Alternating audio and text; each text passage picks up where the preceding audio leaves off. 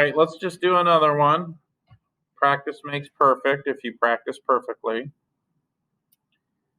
So 3x times the quantity 4x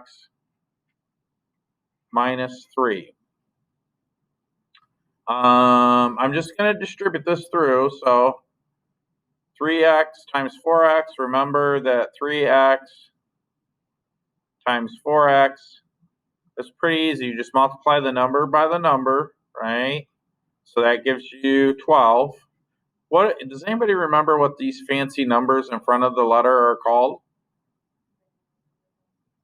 Coefficient, right? So you multiply the coefficients, and then what's x times x? X squared. So that becomes x squared.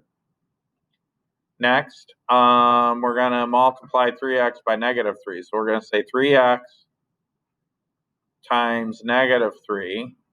Again, you multiply the coefficient with this constant. Negative 3 times 3 is negative 9. Then you just tack on the x. X to the first power, negative. Oh, wait a second. You guys didn't even tell me I made a mistake. Isn't this supposed to be squared? I did that to see if you guys were paying attention. You can do better. You're better than this, guys.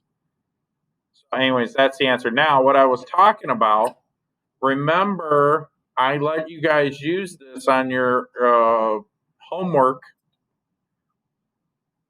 because it helps you. So this is the Symbolab Math Solver.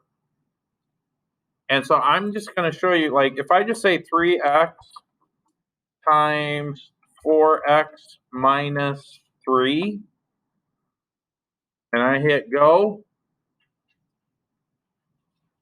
well, bam, with the bacon sizzle, do you see that right there?